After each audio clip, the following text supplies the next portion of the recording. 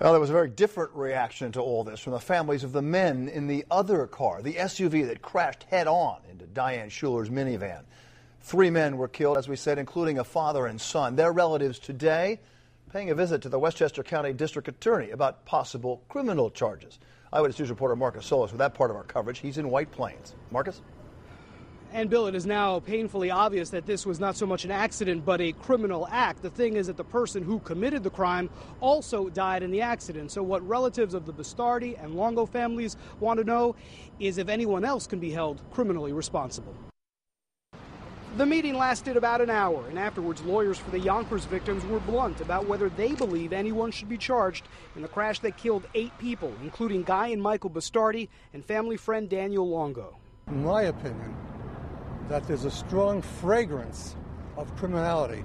The meeting came one day after a bombshell toxicology report showed Diane Schuler was drunk and high when she drove nearly 2 miles in the wrong direction on the Taconic Parkway.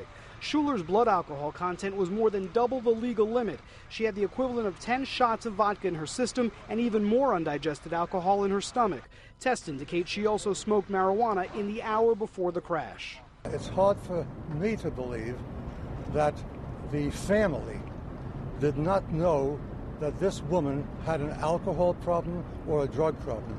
In a statement, the Westchester DA said relatives were apprised of their rights as crime victims and the status of the criminal investigation into the July 26th vehicular homicide.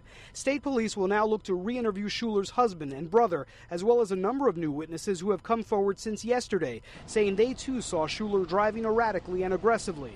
Still, police say it is unlikely criminal charges will be filed. A former senior prosecutor in the Manhattan DA's office explains why. Just knowing someone had a drug abuse problem or an alcohol problem and letting them get in the car with children clearly would not be enough. And so the criminal investigation remains open. However, experts say the victims' families' recourse may lie in the civil courts, and lawyers say a civil lawsuit is a most definite possibility. And we're live in White Plains. Marcus Solis, Channel 7 Eyewitness News.